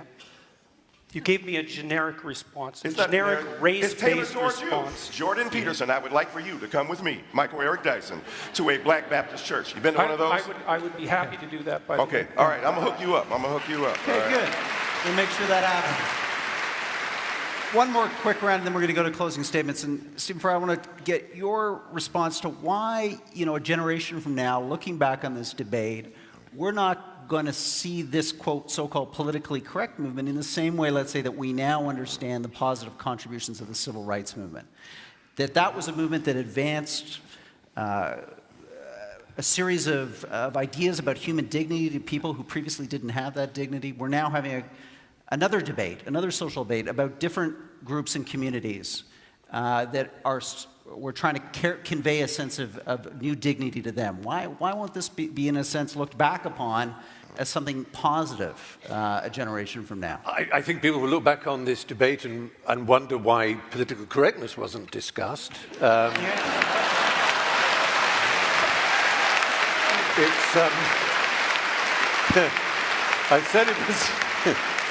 I said it was slippery. I mean, it's interesting to hear talk about race and about gender and about equality, and it's something that I've thought about a lot and I can learn a great deal about, but that's not why I came to this debate. I was interested in what I've always been interested in, the suppression of language and thought, the closing down, the rationalist idea that seems beguiling, that if you limit people's language, it may somehow teach them a different way of thinking, something that would have delighted the inventors of George Orwell's Newspeak, for example. And it seems to me it's just implausible. It doesn't work. And that's what I mean by empirical. It doesn't stand an empirical test.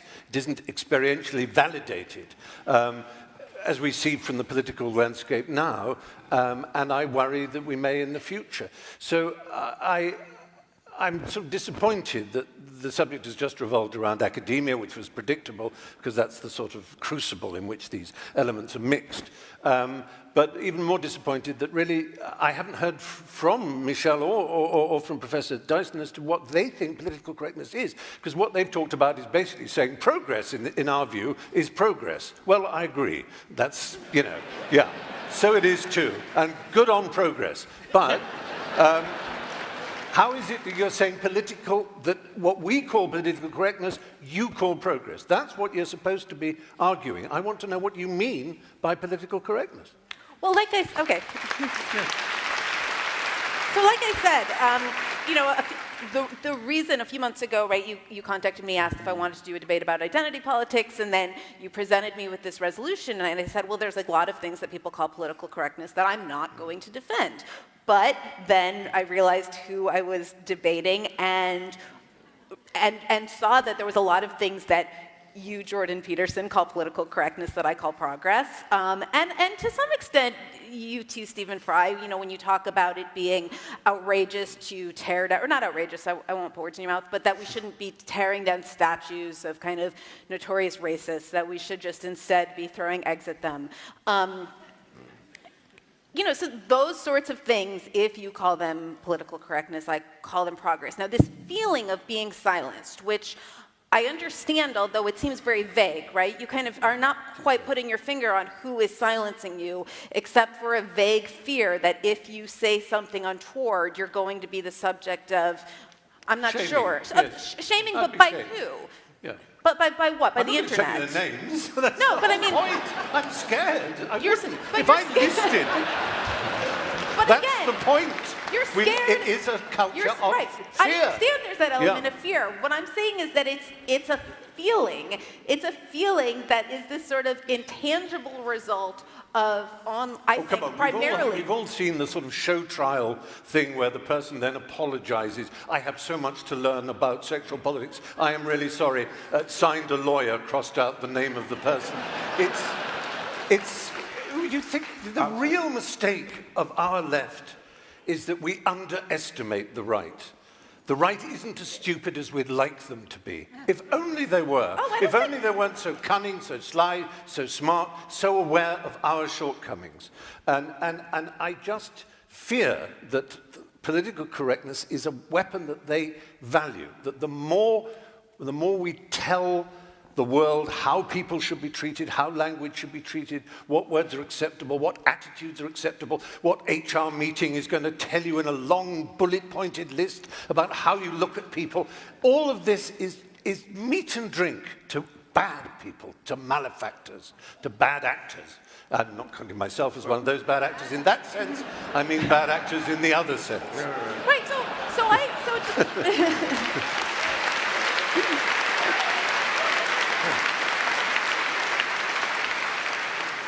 So there are, like I said, there are a lot of ways in which I agree with you, although I would like to hear, I mean, to turn it back on you, I would like to hear you say, you know, what are the words that have fallen into disrepute that you think we should be resurrecting, right? I mean, to me, this is this area of like hotly contested social change right now, where a lot of people feel it's about words that have gone into disuse. It's very often phrases, jargonistic slogans, heteronormative, cisgendered, those kind of things. They're just an insult.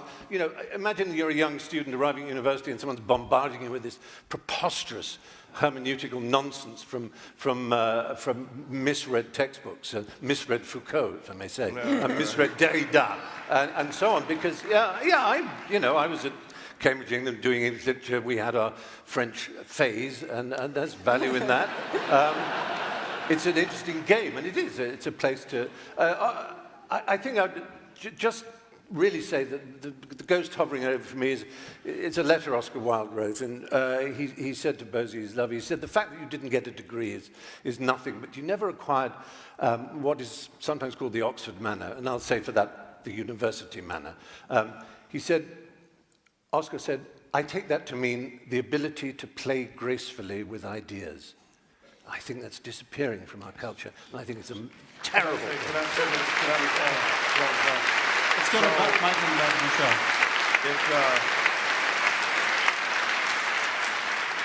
It's hard to be the self-deprecating Englishman. It's, You've no idea.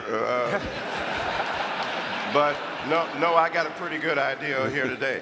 But what's interesting, I don't recall, and all of us have studied history, I don't recall these debates about political correctness happening when people who were in power were in absolute power, unquestioned power.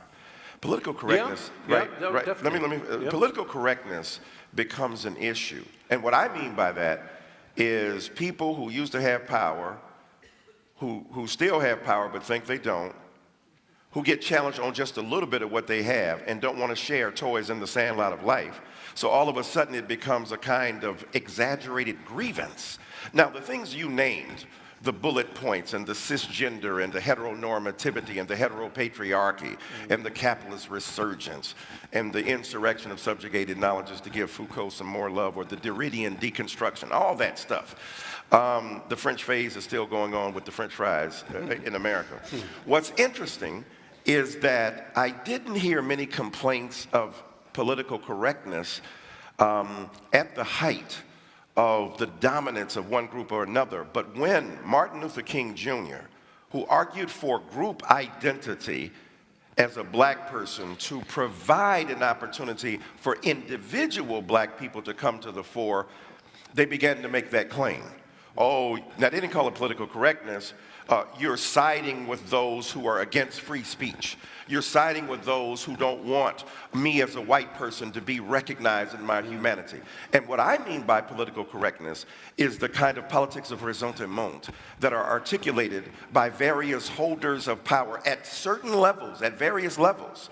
That one of the beautiful things about Foucault that I take as opposed to Max Weber is that Foucault said power breaks out everywhere. I would think a person who's critical of political correctness like you would appreciate this, as opposed to Max Weber, who said power is over there in a hierarchical structure where subordination is the demand. Foucault said no, power breaks out even among people who are disempowered. So you can hurt somebody in your own community. What's more politically incorrect than a black Baptist preacher identifying with a first-century Palestinian Jew and still loving atheists? What's more politically incorrect than a black intellectual going on Bill Maher and defending his ability to continue to have his show despite using the N-word? I, sir, believe in a politically incorrect version. When I go as a black Baptist preacher to chastise my fellow believers about their homophobia, that goes over like a brick cloud.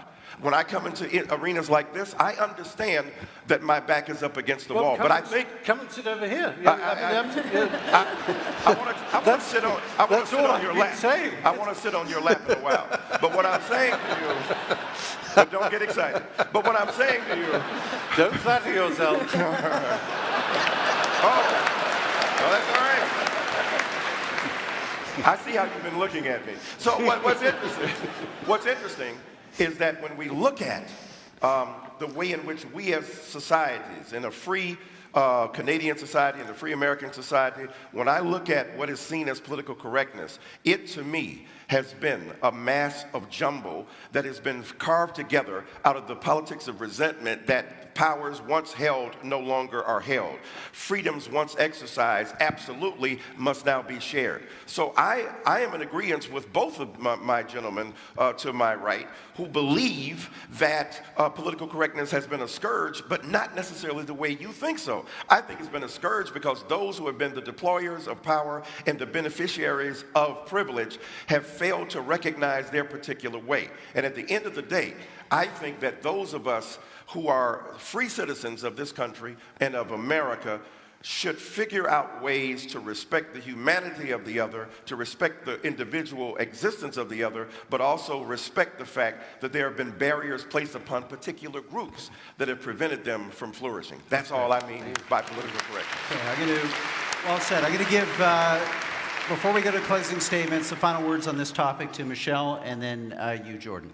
So I think part of the frustration here is that I think that both of you have radically different ideas of what we're talking about when we talk about political correctness. It seems to me that you're talking about politically correctness. You mean this kind of feeling of anxiety that a lot of people feel because we all live now in this terrible crowdsourced panopticon when you worry that any stray phrase that you use will be, any stray phrase you utter might be used to defame you, right? And I think that a lot of people feel that anxiety. I disagree that that is something that is being solely kind of perpetrated against, you know, insouciant kind of Oscar Wildean figures by a censorious left-wing horde, because it's coming from all directions, right? This phenomenon, which sucks, is all over the place. I mean, I get it when I write something critical of the way that the IDF behaved in Gaza.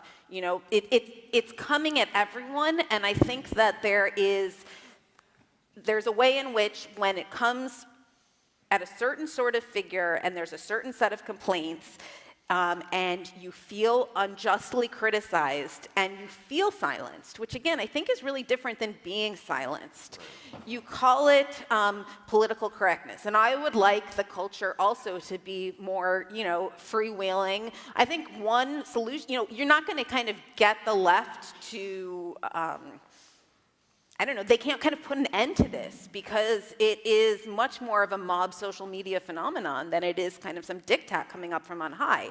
And so really the only way to break through it is to say what you say that you're afraid to say, right? I mean, that's the only way to sort of pop this bubble or kind of end this anxiety, or at least diffuse it a little bit. Whereas, again, what I hear Mr. Peterson talking about as political correctness is something much more broad and much more kind of much more fundamental to social change. And you're talking about, you know, you want me to define, or one of us to talk about when the left goes too far. And if I'm, you know, I certainly don't want to be a woman putting words in your mouth, but if I hear you correctly, what you're saying is that you want me to kind of renounce Marxist categories, or to... It's up to you. Well, I just want you to do it. I want you to define when the left goes too far. You can do it any way you want. Like I said, I think that the left goes too far when it is violent or censorious, when it tries to shut people down or no platform them, or when it acts violently. I'm not sure what you expect Something beyond deeper. that. Something deeper, how? Yeah. Well, I'd like you to contend with the set of left-wing ideas that produced all the left-wing pathologies of the 20th century, and to define how you think standard left-wing thinking, which has a valuable place, goes too far, since it obviously does. Has the right gone too far? Has the right gone too far? Of course the right has gone too far. Tell us how. Well, how about Auschwitz? I mean... Well, I was talking about 20th century right? politics. What else? More recently, what has gone wrong with the right?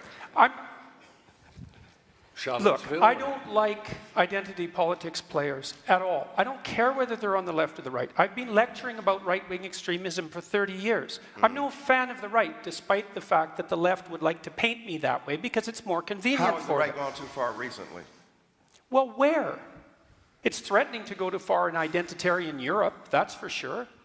It's gone too far in Charlottesville. It went too far in Norway. Like, how long a list do you want? And why am I required to produce that? To show you that I don't like the identitarian right? I just thought I'd ask you. I was actually asking you a question.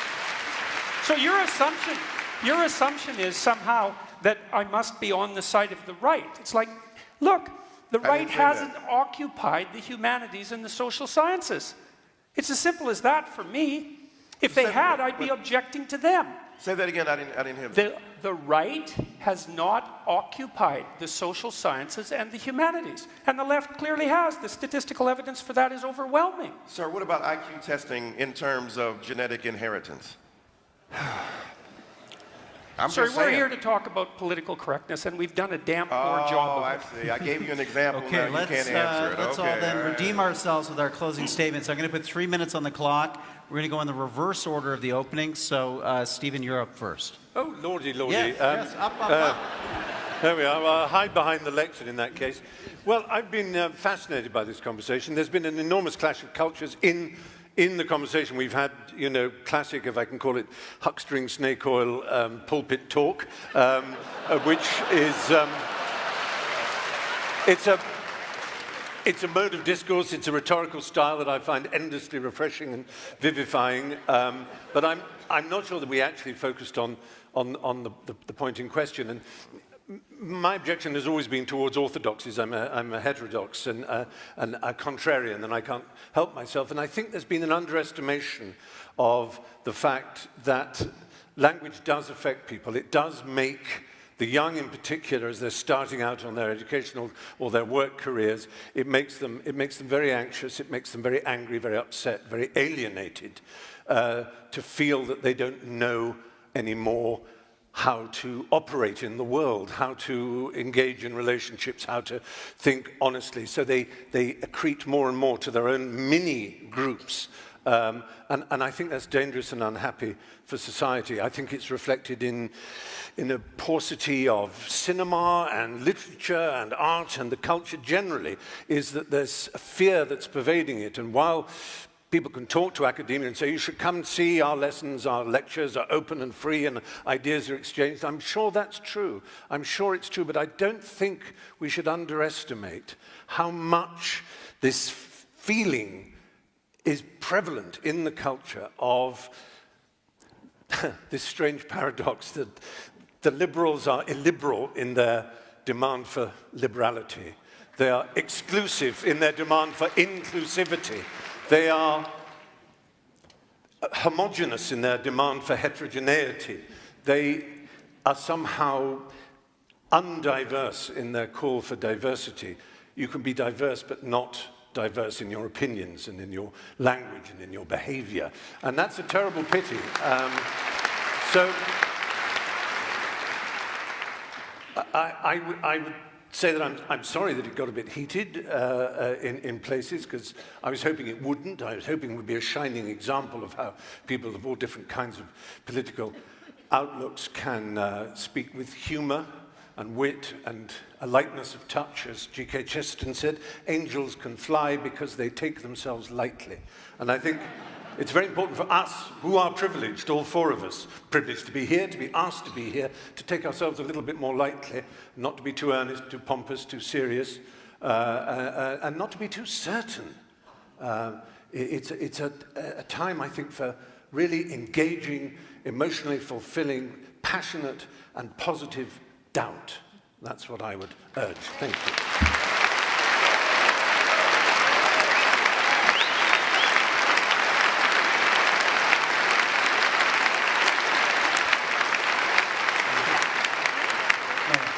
Michael, we're going to put 3 minutes on the clock for you. Please, your closing. Thank you so much for that compliment, Brother Fry. I'm used to not exclusively white men who see black intelligence articulated at a certain level feeling a kind of condescension. If I came up here, Mr. I was saying the other day, but a kind of verbal facility automatically assumed to be a kind of hucksterism and snake oil salesman. I've seen that. I get it. I get hate letters every day from white brothers and sisters who are mad I'm teaching their children. You're just trying to co-opt our children. You're trying to corrupt them. Yes, I'm trying to corrupt them so they will be uncorrupted by the corruptibility that they've inherited from a society that refuses to see all people as human beings. The death threats I have received constantly for simply trying to speak my mind, it's not about a politically correct society that is open-minded and that has some consternation about my ability to speak. I'm getting real live. You want empirical death threats that talk about killing me, setting up to hurt me and harm me, simply because I choose to speak my mind. I agree with my confreres and my compatriots that we should argue against the vicious limitation and recursions against speech. I believe that everybody has the right to be able to articulate themselves, and the enormous privilege we have to come to a spot in a space like this means that we have that privilege and we should be responsible for it. No matter where we go from here, me and Brother Peterson will go to a Black Baptist church. I'm going to hold him to that. He said it on national TV. We're going to go to a Black Baptist church and have an enlightening conversation about the need for us to engage in not only reciprocal and mutual edification, but criticism, even hard and tough criticism, but in a way that speaks to the needs and interests of those who don't usually get on TV, whose voices are not usually amplified, whose ideas are not usually taken seriously. And when they get to the upper echelons of the ability of a society to express themselves, they are equally subject to vicious recrimination and hurtful resistance. There's an old story about the pig and the pig and the chicken going down the street and said, let's have breakfast. The chicken just has to give up an egg. The pig has to give up his ass in order to make breakfast. We have often been the pigs giving up our asses to make breakfast. Let's start sharing them asses with everybody else. Thank you.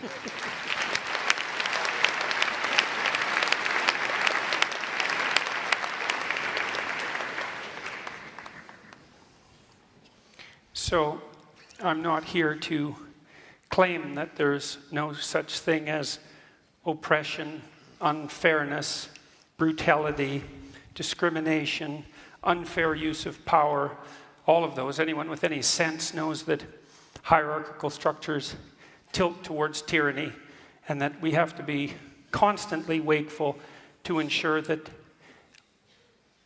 all they are isn't power and tyranny. It's interesting to hear Foucault referred to. It's unfortunate, but it's interesting. You know, because Foucault, like his French intellectual confreres, essentially believed that the only basis upon which hierarchies were established is power. And that's part of this pernicious politically correct doctrine that I've been speaking about. When a hierarchy becomes corrupt, then the only way to ascend it is to exercise power. That's essentially the definition of a tyranny. But that doesn't mean that the imperfect hierarchies that we have constructed in our relatively free countries, which at least tilt somewhat towards competence and ability, as evidenced by the staggering achievements of civilization that we've managed to produce, it doesn't mean that the appropriate way of diagnosing them is to assume without reservation unidimensionally that they're all about power, and as a consequence everyone who occupies any position within them is a tyrant or a tyrant in the making. And that is certainly the fundamental claim of someone like Foucault. And it's part and parcel of this, what would you call it, this ideological catastrophe that's political correctness. I'm not here to argue against progress. I'm not here to argue against equality of opportunity. Anyone with any sense understands that even if you're selfish, you're best served by allowing yourself access to the multiplicitous talents of everyone, and to discriminate against them for arbitrary reasons unrelated to their competences. It's abhorrent. That has nothing to do with the issue at hand.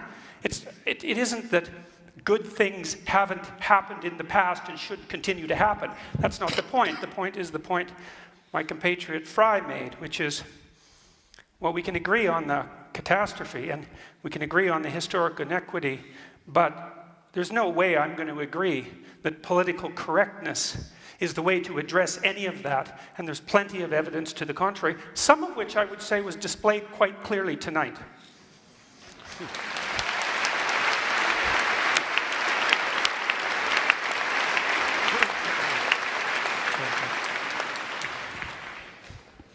So I think one of the irresolvable issues that we're all coming up against is the role of feelings, right? Stephen Fry has kind of asked us to recognize and empathize with this feeling of being silenced, of being threatened, and I do, and I get it. You know, I feel it sometimes too in my columns. I hate it when I write something that then, you know, gets a kind of irate Twitter mob after me. But if, say, I stood up here and said, you know, recognize how threatened so many women feel when, for example, the kind of, one of the best-selling and most prominent intellectuals in the world right now says in an interview that maybe the Me Too movement has shown that this whole experiment of men and women working together is just not working. Or, maybe if women don't want the workplace to be sexualized, they shouldn't be allowed to wear makeup. I didn't right? say that. Well, Google I it. didn't say it was that. a Vice interview. Google it. Yeah, well. So, right, if I say, I feel threatened, right, then I'm being kind of politically correct and hysterical. So much of the debate about political correctness. But there's one group that really does think its feelings should be accommodated. And that is what we keep coming up against, is that, there's a group of people, and to some extent I'm part of it, that feels uniquely that our feelings of being silenced, marginalized, censored, that those feelings need to take primacy, that we can kind of sneer when these other groups ask for us to take seriously their feelings of being threatened or their feelings of being marginalized. Then we call those demands political correctness. And I would finally say that I think there's a fair amount of research that people become more closed-minded, more tribal, when they feel threatened, when they feel that their group identity is at stake. And so as much as, you want to blame the left for the rise of the right, I think that when that the rise of the right, the rise of people who are questioning the fundamental ideals of pluralistic liberal democracy, the more those views are mainstreamed, the more people, I think, are going to shut down in response because people are really scared. Thank you.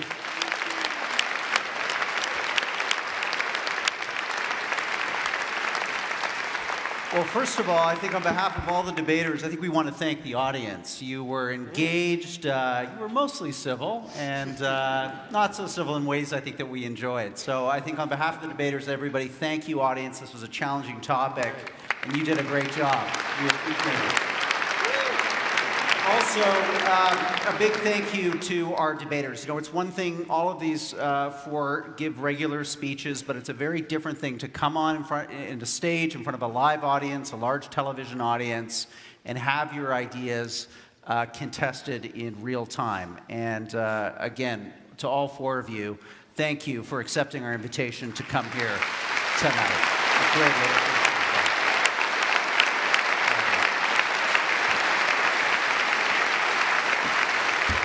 So, a few final notes. First, thank you to the Aurea Foundation, the Monk family, for once again convening us here at Roy Thompson Hall. We're going to do it all again this coming autumn. All of you have a ballot here in the hall. You can vote on your way out. We'll have those results for you just probably after 9:15.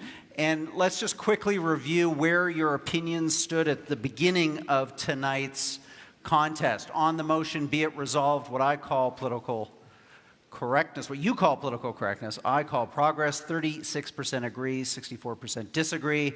And again, we saw a large percentage of you willing to change your mind, 87%. So let's see how tonight's cut and thrust affected your voting here. You've got your ballots. And again, to those of you who are watching online, we are going to have all these results for you on our social media feeds around 9:15. So, enjoy the long weekend. Happy Victoria Day, everyone. Thanks for coming out to the Monk Debates. Thank you, Stephen.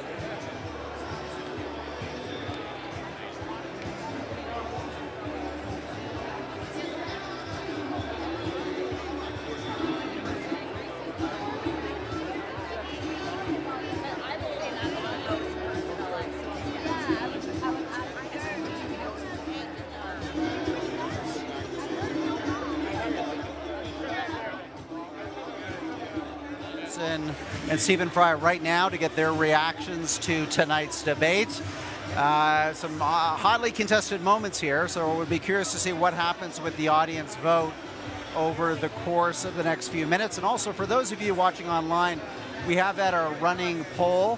That poll, again, was www.monkdebates.com/vote. So go there, check out, see how each of these debaters did in terms of their opening statements, their rebuttals, the moderated section, and the closing statements. Did we see any changes there? So again, we're going to go right now to Stephen Fry and Jordan Peterson, get their thoughts on how the evening played out.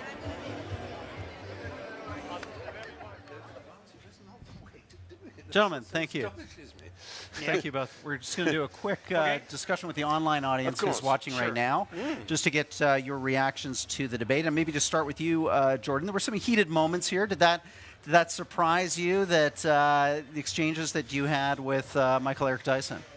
Well, I wouldn't say it surprised me. Well, I suppose it probably did. It just didn't seem like a very good tactical move. You know, and I stand by what I said. I don't see any reason at all that my racial identity needed to be dragged into the discussion, independent of my personality proclivity. I would say what I just said to Mr. Fry here is that it was a pleasure sharing the stage with him. I've rarely heard anyone ever deliver their convictions with such a remarkable sense of passion and wit and forbearance and erudition. It was really something. Yeah. And Stephen, a challenging debate because in a sense we're trying to mesh two different views here, two different worldviews, one very focused more on identity politics, group identity.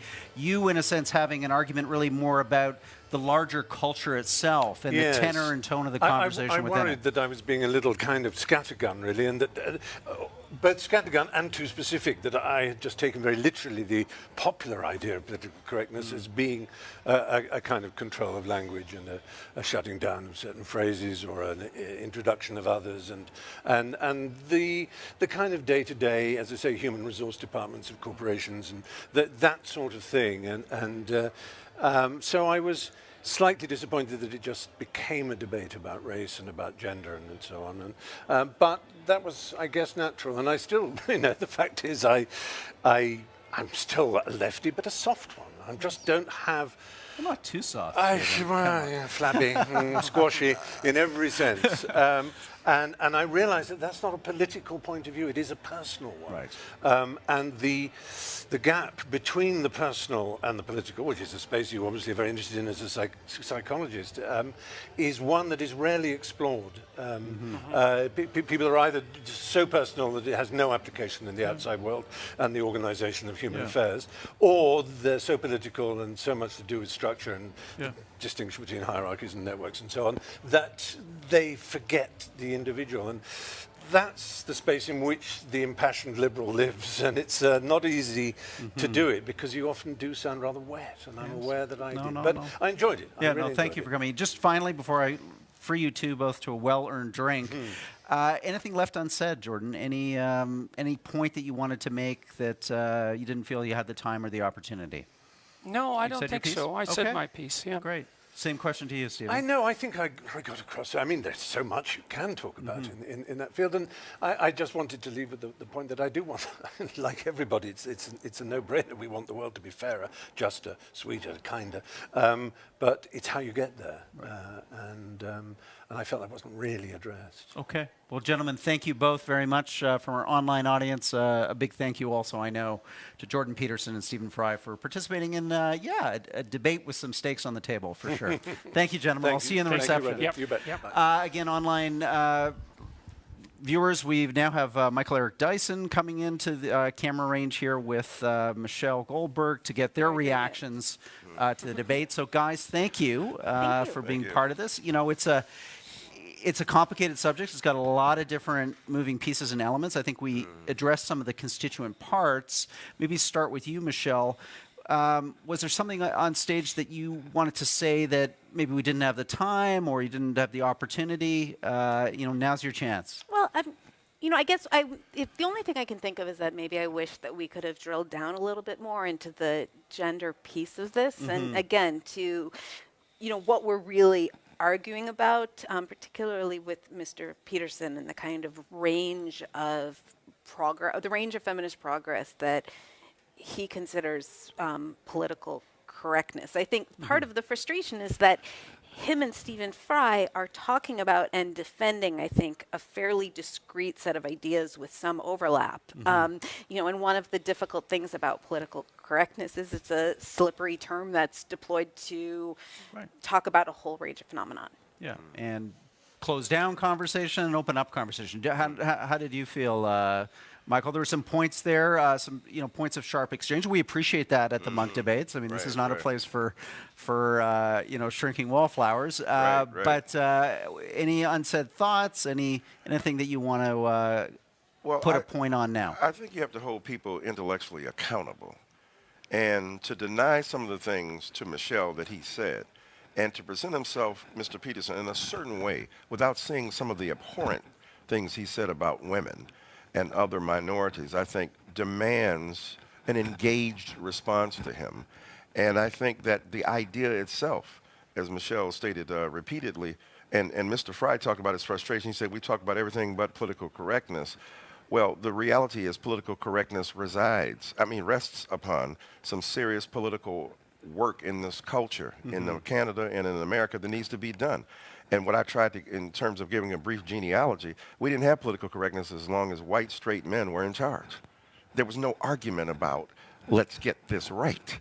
But when people who exercise power no longer exercise absolute power, still predominant power, then there's an argument. And I think, to Michelle's point, about gender, about the workplace, about race, about sexuality and the like, I just think that it was a unnecessarily vigorous and sometimes sharply worded debate between us all. Michelle, final word to you.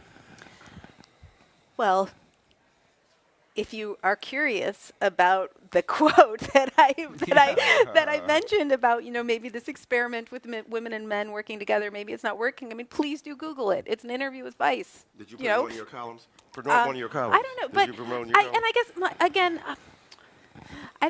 me and Stephen Fry probably could have sat on the same side of another debate, but again, I feel like the phrase political correctness has expanded to cover a whole range of challenges to, I thought it was really interesting how much people were talking about their feelings, because when women talk about their feelings, right, that is politically correct excess, and when men talk about this feeling that they can't empirically define, we should all, I guess, I don't know, change in deference to that. Okay, guys, great thoughts. Let's go get a drink in the reception. Thank you. Let's do that, I'm buying, okay? Yeah, Thanks again. Right, thanks. Hey, online viewers, thank you for being part of this Monk debate. As I mentioned, these debates are semi-annual. We'll have another one this fall. We've got a whole archive of past debates on our website on a whole range of topics going back over a decade now. And you can access those free by simply becoming a member at www.monkdebates.com. Go to the basic membership. It's free. And we have a rock-solid privacy policy there. We respect your privacy. So finally, check us out on Facebook. Thank you for the 26,000 new follows in the last 10 days. We appreciate it. This debate will be archived on our website for the next while, again, for free. So share it with friends and family. I'm Rudyard Griffiths from downtown Toronto, Canada, at the Monk debate on political correctness. See you again in the autumn. Take care. Good night.